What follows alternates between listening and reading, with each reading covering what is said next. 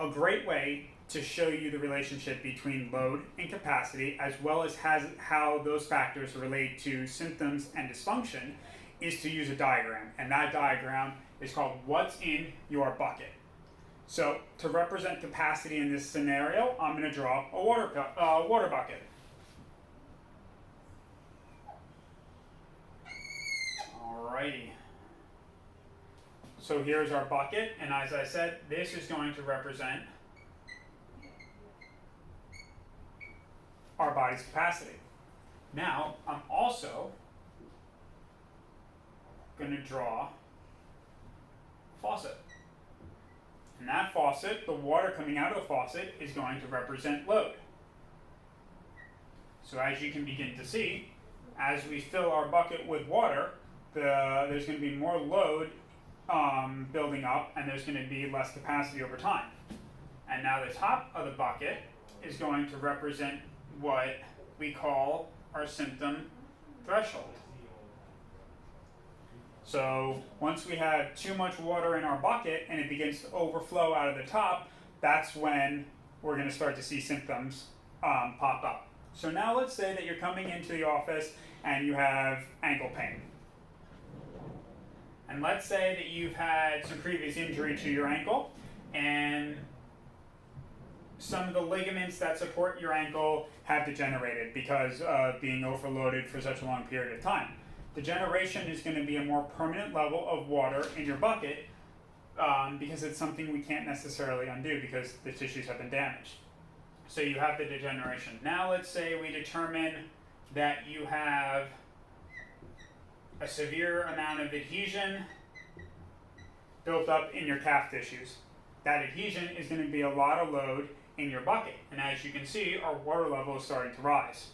Now let's add in a few more things. Let's say that you've got some daily life stress. You know, stress from work, financial stress, maybe some relationship stress that is built up. Some more water. Now let's say that you have a poor diet.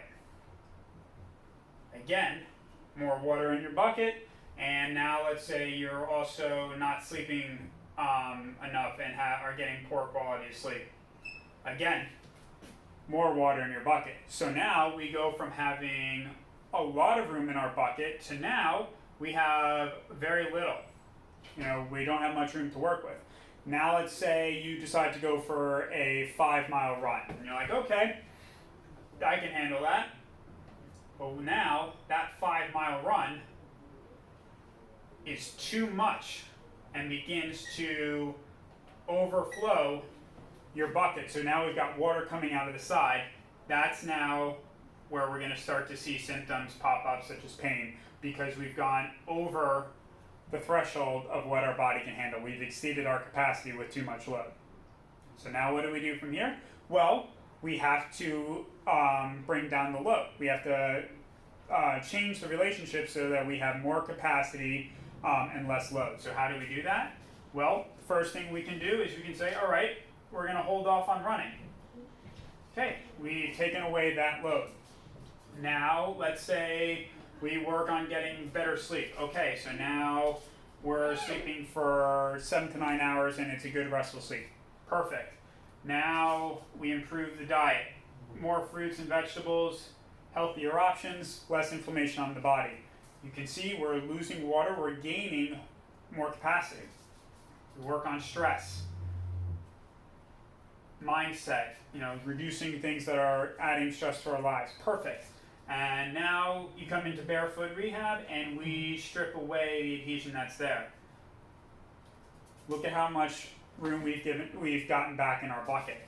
And now, because we've taken away that load and that water level is not there, the symptoms are no longer there.